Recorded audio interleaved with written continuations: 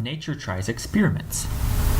The water and the food supply seemed to suit the reptiles, and they grew in numbers and in all sorts of ways. Some grew so large that they were like fairy tale monsters, and nothing dared to attack them. Some grew strong and became great fighters. Smaller ones grew to be quick and learned how to keep themselves alive by dodging and slipping away from their enemies. The Stegosaurus grew great bony armor plates which stood up on his back. Bobby thought him very ugly indeed and told his uncle so. He may be ugly to look at, but he is a beautiful example of exaggerated specialization, the doctor said. He carries a much bigger load than he needs. Nature made experiments, tried things out, and the results were often very queer indeed. As time went on, many of the little animals took to the trees for safety. Tree climbing and tree living started new changes. But life wasn't very easy for the creatures living in the trees. They had to come down to eat, and when they came down, they would be gobbled up. They had to work out some way to get food without being food themselves. They were hungry, and hunger sharpened their wits. They began to experiment with what in the end turned into flying. First, they learned to volplane, to leap and sail from tree to tree. Flying squirrels still do this today. As time went on, the pterosaurs grew lighter, perhaps because they didn't get enough to eat. And then wings, something like our bat wings, began to grow. At last they struck the right balance. They could fly, and they could laugh at the brutes below. They do seem to be grinning, Bobby thought. The dinosaurs play and eat. There has never been anything like the Brontosaurus, before or since. He seemed to Bobby to be an easygoing giant with a playful, if a little rough, disposition. He liked to roll rocks down at the beach to see them splash and make the fish jump. Sometimes another animal happened to be in the way, and then accidents happened. The doctor looked worried. "I don't see why he behaves like that," he said. "We've worked out his habits quite differently. He's wrong, that's all." Bobby thought it was as good as the circus. All this family were plump and comfortable creatures. They found life good and never worried about anything. Some specialists think that they didn't even bother about the next meal. They just waited until they felt empty and then went out and filled up. And what a meal that must have been. It was lucky for Brontosaurus that he could fill up on green things. He was herbivorous. He didn't eat meat. Bobby didn't want to leave. Some of the little animals had a game of writing down the Brontosaurus's long tail. He didn't seem to mind in the least. The active dinosaurs chased the little animals, but it was something more than a game of tag, as Bobby soon saw, since for the small creatures to be caught was not to be it, but to be eaten. A reptile battle. In those days, reptiles had great long tails, and they went in for spots and stripes and strange colors. And since the world was still quite warm, they didn't have fur, only thick leathery skins like crocodiles. Some of them were amiable and good-natured, like the circus performers Bobby had just seen. But others were disagreeable and on the lookout for fights. Although the Brontosaurus was very strong and sometimes lived as long as 500 years, he had enemies who tried to end his life long before that. His worst enemies were the Allosauruses. They were meat-eaters, vicious beasts with fierce teeth and great appetites.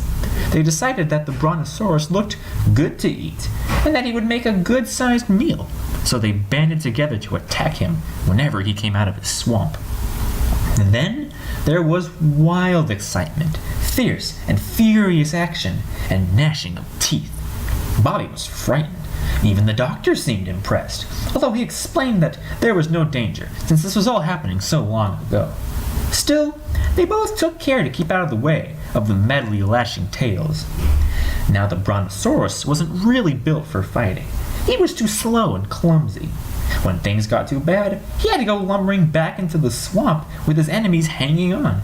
Then he could roll over, and they had to let go. They didn't like the water much, and had to scramble back into land in a hurry, gnarling and spitting and still hungry too. Brontosaurus was a favorite of Bobby's. He cheered when the fight was won. The last Brontosaurus The age of reptiles was a glorious time, perhaps the most glorious that ever was. But it could not last forever. Easy-going Brontosaurus grew bigger and fatter, so big that at last he had to spend all his time eating just to keep himself alive. And now real trouble came to him and his family.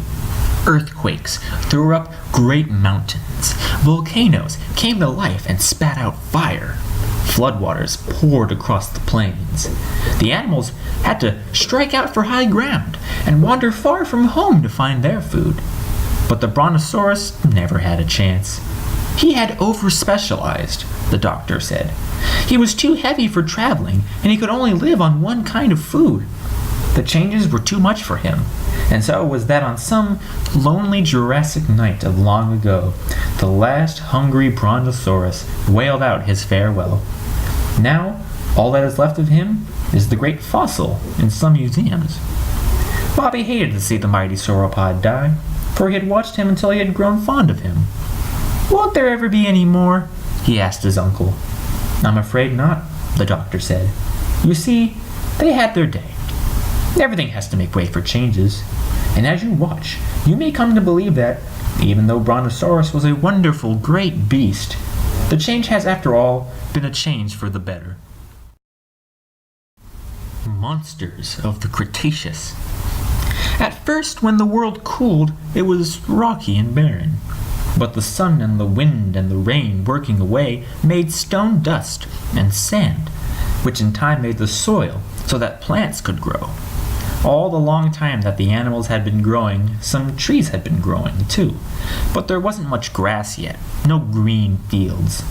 Way back in the beginning, millions of years before, the plants and the animals had all really been one big family, living together at the bottom of the sea.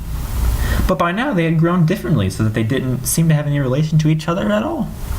The Brontosaurus had gone, but other great reptiles took his place. One, a terrible monster called Tyrannosaurus, the tyrant, was the most deadly beast that ever was. The doctor called him a unique type of theropod. No animal dared to face this beast except Triceratops, and he probably had to because he was too heavy and clumsy to run away. The Triceratops had to stand up and take it, and to help himself he grew a great bony shield on his head and long sharp horns for fighting. Because of this, Tyrannosaurus didn't always have his own way. Sometimes after a fight he had to go off and hide away to recover. Bobby cheered when the tyrant was beaten. He missed the good-natured old Brontosaurus. The Cretaceous Sea. So far, the doctor and Bobby had been watching only the land animals, but the sea too was full of life. Here too, eating to live went on at a great rate, and many small fish grew just to be eaten by the larger ones. The doctor tried to explain to Bobby that nature had to work that way, but Bobby didn't think it was fair. As the seas rose and spread over the land time after time, the doctor went on to say, some of the reptiles took to the water, and many of them never went back to land again.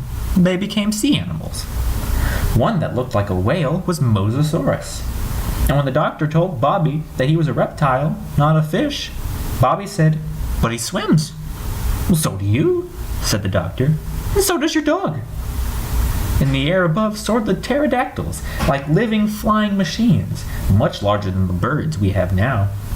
On the land, ugly Tyrannosaurus and the other great beasts gradually disappeared, and so the wonderful age of reptiles came to an end. None of these mighty monsters were to be seen again, except as great skeletons pieced together in natural history museums. And as these creatures died, new ones came to take their place. Life went on.